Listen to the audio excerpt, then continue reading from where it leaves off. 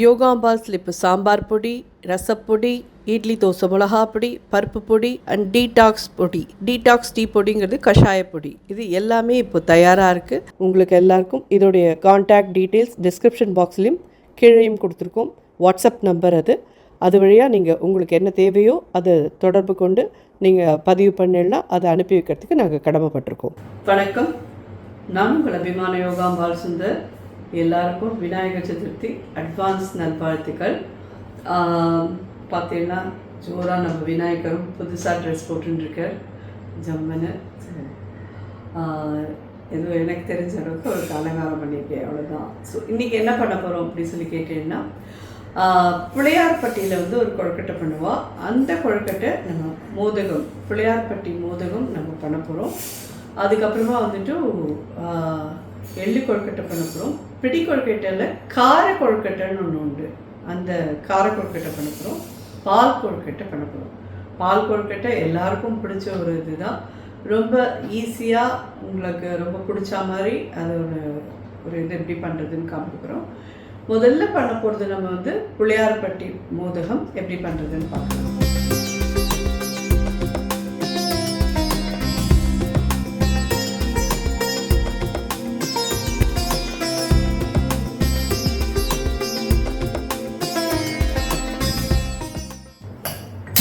அரிசி நல்லா தொடச்சி எடுத்து வச்சுக்கோங்க. நான் தொடச்சிட்டு தான் எடுத்து வச்சுருக்கேன். வாஷ் பண்ணி, இல்லை நீங்கள் வாஷ் பண்ணிட்டேன்னா 2 தடவை நல்லா வாஷ் பண்ணிவிட்டு கம்ப்ளீட்டாக ஒரு துணியில் போட்டு உணர்த்தி எடுத்துட்டு, அதுக்கப்புறமா கையில் 4 அரிசி ஒட்டுற மாதிரி இருக்கிற ஈரம் காஞ்சதுக்கப்புறமா இதில் போட்டு வறுத்துக்கோங்க.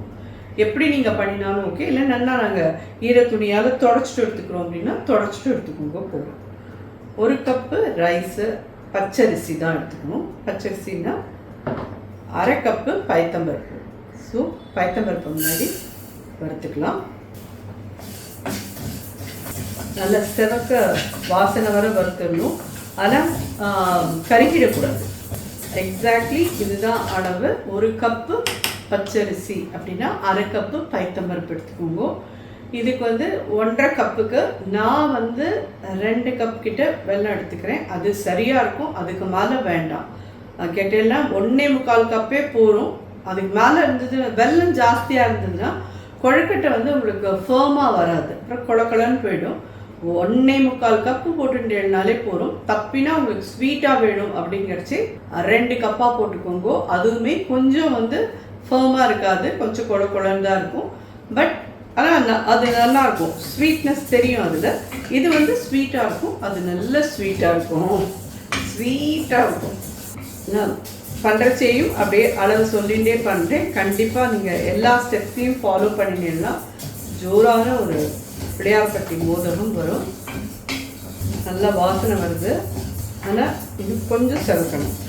அதே மாதிரி இது வேக வைக்கிறதுக்கு நம்ம வந்து இது டோட்டலாக 1/2 கப்புனா 3 கப்பு கிட்ட தண்ணி தேவையாக இருக்கும். 3 கப் தண்ணி விட்டு இது நல்லா பண்ணிடலாம். எல்லாமே கரெக்ட் அளவில் இருந்ததுன்னா இது ஜோராக வரும். எந்த கப் நீங்கள் எடுத்துக்கிறீங்களோ அதுதான் உங்களுக்கான அளவு. பார்த்தீங்கன்னா தெரியும் உங்களுக்கே. கொஞ்சம் நல்லா மஞ்சள் கலர்லேருந்து இது ஒரு மாதிரி ப்ரௌன் கலருக்கு ஆயிருக்கு. அடுப்பு அணைச்சிக்கிறேன். இதை இந்த தட்டில் எடுத்துக்கிறேன். இப்போ 1 கப் பச்சரிசி. அரிசியுமே நல்லா நமக்கு எப்படி அந்த திருவாதிரை களிக்கு நம்ம வறுக்கும்போதுக்கு அந்த மாதிரி லெவலில் நல்லா செவக்க வறுக்கணும். இது நல்லா செவக்க வறுக்கிறதுக்கு எத்தனை நாழி ஆகும் அப்படின்னு சொல்லி கேட்டீங்கன்னா, ஈஸியாக 10 to 12 minutes ஆகும். கொஞ்சம் நிதானமாக தான் இது வறுத்தாகணும். ரொம்ப இதுவாக வறுத்தேன்னா கருகி போயிடும். அதனால் ஒரு மீடியம் ஹையில் வச்சுட்டு இதை வறுத்துணும். ஈவனாக எல்லாம் ப்ரௌன் ஆகணும். அடுப்பை அணைச்சிடுறேன். கொஞ்சம் இதில் இருக்கிற சூட்லேயே இதை நல்லா இன்னும் கொஞ்சம் வறுத்துக்கலாம். உங்களுக்கு பார்த்தாலே தெரியலாம், நல்லா பொரிஞ்சு அங்கங்கே ப்ரௌன் ஆகிட்டுருக்கு. ஸோ இந்த சூட்லேயே இன்னும் கொஞ்சம் நாய் வறுத்தோன்னா இன்னும் கொஞ்சம் ப்ரௌன் ஆகும். இதை வந்து நல்லா ஆற விட்டுட்டு இதை 2ஐயும் சேர்த்து நல்லா பவுடர் பண்ணி எடுத்துகிட்டு வந்துட்டு உங்களை பார்க்குறேன். ஸோ இப்போ நம்ம வறுத்தோம் இல்லையா, அதை பவுடர் பண்ணிவிட்டு குக்கரில் வந்து ஒரே ஒரு விசில் வாங்கினோன்னா போகிறோம். ஜஸ்ட் நம்ம இதை ஒரு தண்ணி விட்டு கொதிக்க விடலாம். அது வந்த கையோட அது போட்டு நல்லா ஒரு கொதி வாங்கினோன்னா சரியாக இருக்கும். இந்த கப்பால் 1.5 அப்படின்னு வச்சு இந்த கப்பால் 3 ஊற்றிக்கிறேன். 3 இருக்க வேண்டாமே, ஒரு சின்ன ட்ராப் அவ்வளோதான். ஸோ தண்ணி தலைக்கிறது இந்த ஸ்டேஜில் ஒரு சின்ன பிஞ்ச் உப்பு போடுறேன். இதில் நல்லா தொலைக்கக்கூடாது. இந்த மாதிரி பபிள்ஸாக வர ஸ்டேஜ் இருந்தால் போதும். பார்த்தீங்கன்னா உங்களுக்கு பபிள்ஸாக வந்திருக்கு இல்லையா, இந்த ஸ்டேஜ் இருந்தால் போதும். இந்த வருத்தம் இல்லையா, இந்த பொடி பண்ணியிருக்கோம், இதை இதில் ஆட் பண்ணலாம். ஸோ இந்த மாதிரி ஆனதுக்கப்புறமா இதை குக்கரை போட்டு நல்லா டைட்டாக மூடிடலாம். அடுப்பை அணைச்சிடலாம். இது இதில் இருக்கிற இந்த சூட்லேயே இது நல்லா வெந்துக்கும். எதுக்குன்னா நமக்கு விசில் விட்டோன்னா சம்டைம்ஸ் இது அடிப்பிடிச்சி போயிடும். நல்லா அணைச்சிடுங்க. அணைச்சிட்டு இப்படியே வச்சுட்டு நம்ம வெல்லம் கரைக்கலாம், சரியாக இருக்கும். 1.5 கப்பு அளவுக்கு நம்ம 2 சேர்த்து எடுத்துருக்கோம். பச்சரிசி 1 கப்பு, 1/2 கப்பு பயத்தம்பருப்பு அப்படிங்கிறது நம்ம அப்படியே டபுள் ஆக்கும்னு நினச்சிட்டு 3 கப் இதுக்கெல்லாம் போடாதீங்க. அப்புறம் அது இழுக்குன்னு வரவே வராது, ஃபேர்மாக இருக்கவே இருக்காது. ஸோ நம்ம 1.5 போட்டிருக்கோன்னா 1.25 நான் போடுறேன். அது 1.25 எங்களுக்கு ஸ்வீட் போகாதுங்கிறவா இன்னும் கொஞ்சம் மேலே 2 வேணால் போட்டுக்கோங்க. தயவு செஞ்சு 3 போட்டுறாதீங்க. ஒரு 1/2 கப் தண்ணி, 1 கப்பு, 1.25 கப்பு நான் போடுறேன். இது நல்லா கரையட்டும். ஃப்ரெஷ் அண்ட் க்ரஷோட பாட்டில்ஸ்லாம் நான் எடுத்து பக்கத்தில் வைக்கலை. ஏன்னா இடம் இல்லை, புள்ளியார் தான் இன்றைக்கி மெயின்.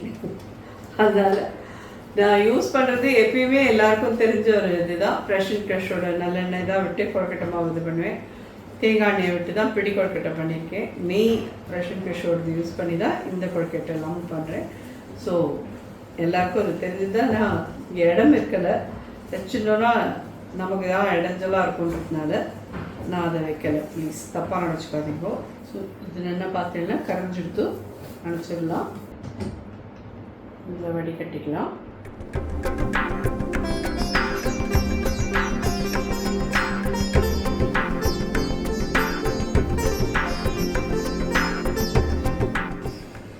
நல்ல ஒரு இதுவாக உங்களுக்கு ஆகலைன்னா விஸ்க்கு வச்சு நல்லா இது பண்ணினீங்கன்னா இந்த மாதிரி ஆகிடும்.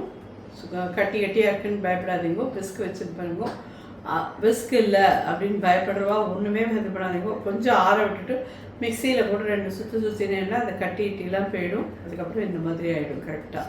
இல்லை ஏலக்காய் பொடி ஒரு 1/2 டீஸ்பூன் போடுறேன். நம்ம பயத்தம்பருப்பு எடுத்த கப்லேயே ஒரு 1/4 கப் கிட்டக்க தேங்காய் வேணும். அதாவது நம்ம சாப்பிடாத காயாக புது காயாக சாமிக்கு வரைக்கும் எடுத்துக்கோங்க. நெய் 1 ஸ்பூன் விடுங்க.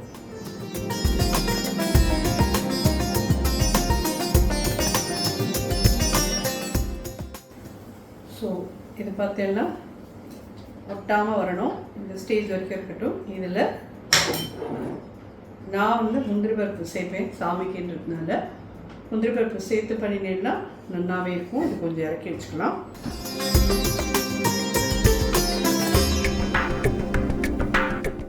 முந்திரி பருப்பு இது மாதிரி பொடியாக கட் பண்ணிக்கோங்க. இது ஒரு 8 முந்திரி பருப்பு இந்த மாதிரி ஒரு பொடியாக கட் பண்ணிக்கோங்க தான்.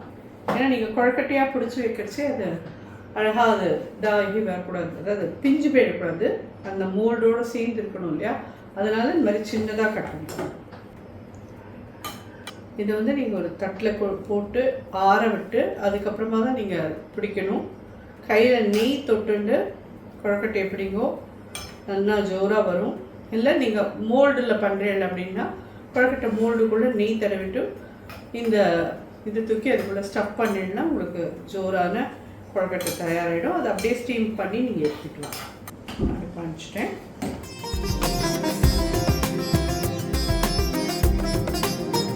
வெள்ளை மட்டும் திருப்பியும் சொல்கிறேன், எனக்கு கேட்டேன்னா நானே கொஞ்சம் ஜாஸ்தி தான் 1.25 கிட்ட போட்டுட்டேன். இதில் அதுவே ஜாஸ்தி. 1.5க்கு 1.5 போகிறோம் என்ன கேட்டேன்னா. ஏன்னா வெல்லம் ஜாஸ்தி ஆச்சுன்னா இது மோல்டில் இதுவாக வராது, உங்களுக்கு பிடிக்கவே வராது, குழக்கு நாயிட்டே இருக்கும். ஸோ 1.5 பங்கு நீங்கள் அரிசியும் பருப்புமா எடுத்துக்கிறீங்கன்னா 1.5 பங்கே வெல்லம் போடுங்க. தப்பே கிடையாது, கரெக்டாக இருக்கும். ரொம்பலாம் ஒன்றும் ஸ்வீட்டாக இருக்கலன்னு பரவாயில்ல, ஒன்றும் பிரச்சனை கிடையாது. 1.5க்கு 1.5 சரியாக இருக்கும். ஏன்னா என்கிட்ட யாரோ கேட்டா ரொம்ப ஸ்வீட் கம்மியாக இருக்குமே, நான் நீங்கள் சொன்னதில் நான் பண்ணி பார்த்தேன், ஸ்வீட் கம்மியாக இருக்குன்னா. ஸ்வீட் கம்மியாக இருந்தாலும் பரவாயில்ல, ஆனால் நமக்கு குழக்கட்டையாக பண்ண வராது.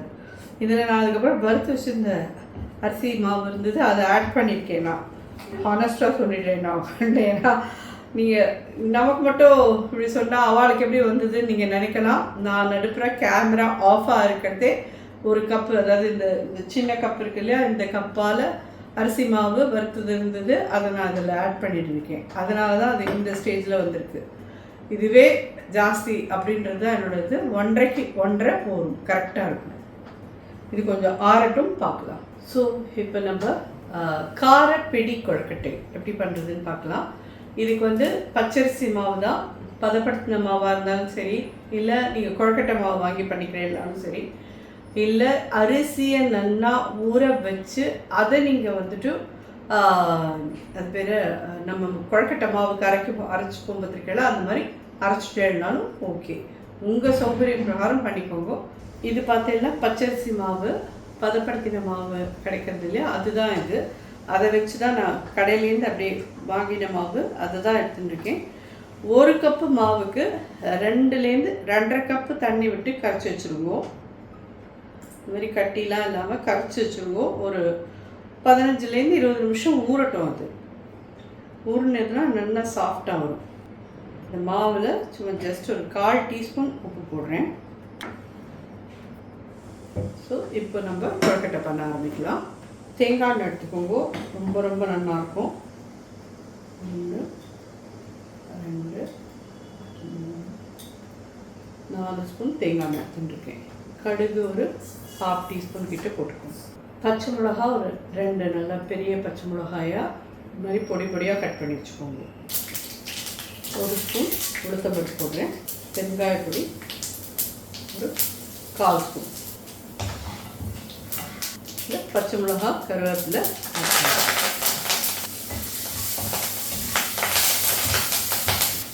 தேங்காய்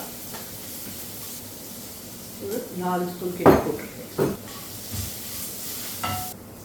ஸோ இதுக்கு வந்து இன்னொரு 1/2 கப் கிட்ட தண்ணி விடுவோம். இந்த கொழுக்கட்டைக்கு தேவையான அளவுக்கு 3/4 டீஸ்பூன் கிட்ட போட்டிருக்கேன். இதில் 2 கப் போட்டிருக்கேன், இதில் 1/2 கப் போட்டிருக்கேன். ஸோ 1 கப்பு மாவுக்கு இதில் 2 கப் தண்ணி, இதில் 1/2 கப். ஸோ டோட்டலாக 2.5 கப் தண்ணி போடும். நல்லா கொதிக்கிறது. அடுப்பு சின்னது பண்ணிக்கோங்க.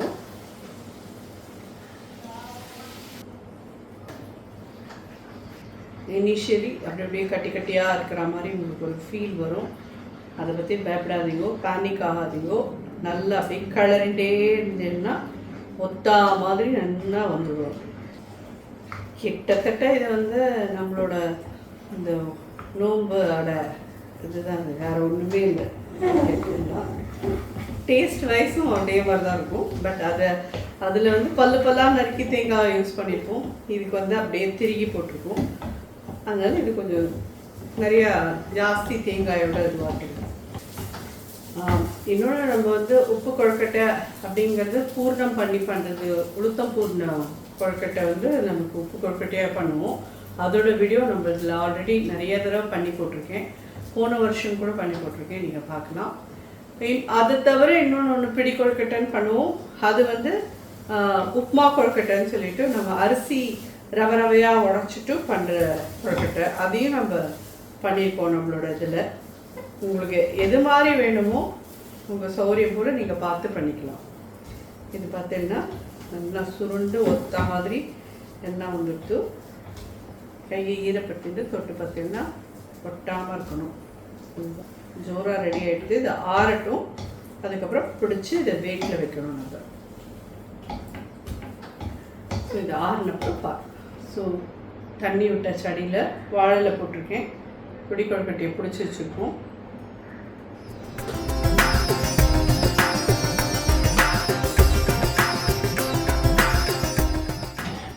கை இப்படி ஈரப்பட்டுக்கோங்க. அதுக்கப்புறமா இதை இப்படி எடுத்துட்டு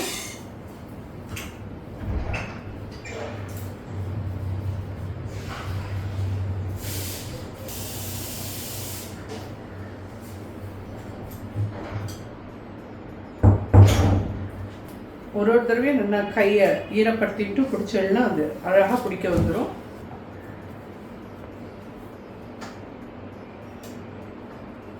ஆறி இருந்தால் தான் உங்களால் பிடிக்க முடியும். அது ஆறலைன்னா பிடிக்கிறதுக்கு கஷ்டமாக போயிடும்.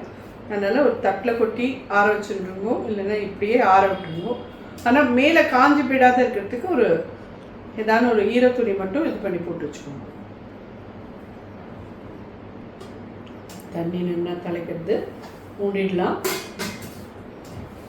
ஒரு 10 நிமிஷம் இது ஆகட்டும். மீடியம் ஹையில் வச்சு 10 நிமிஷம் வேக விட்டு எடுத்துட்டோம்னா ஜோரான காரப்பிடி கொழுக்கட்டை தயார்.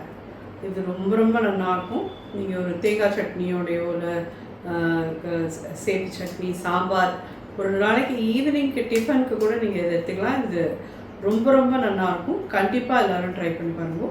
அடுத்த ஐட்டம் பார்க்கலாம். ஸோ இது பார்த்தீங்கன்னா கம்ப்ளீட்டாக ஆறிட்டு இந்த ஸ்டேஜில் கையில் நெய் தடவிக்கோங்க. நெய் தடவிட்டு இதை நல்லா அப்படி பிடிச்சி இப்படி ரவுண்டாக வைக்கிறதுனாலும் வைக்கணும்.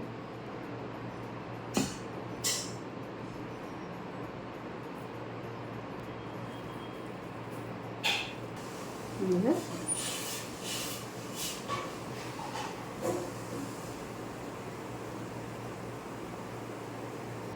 ஒரு 2 கொழுக்கட்டைக்கு ஒரு தடவை நெய் தடவிக்கோங்க கையில், நல்லாயிருக்கும்.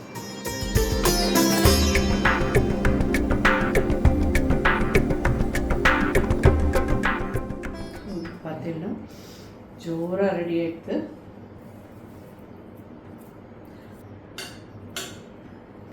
ஸோ இது நல்லா ஆறட்டு இது எல்லாத்தையுமே எடுத்து வச்சிடலாம். ஜோராக அதுக்கு ஒரு 15 கொழுக்கட்டை கிட்ட வந்திருக்கு நம்ம போட்ட இந்த 1 கப் மாவுக்கு. ஸோ இது ரொம்ப ரொம்ப நல்லாயிருக்கும். நிச்சயமாக எல்லோரும் ட்ரை பண்ணி பாருங்க.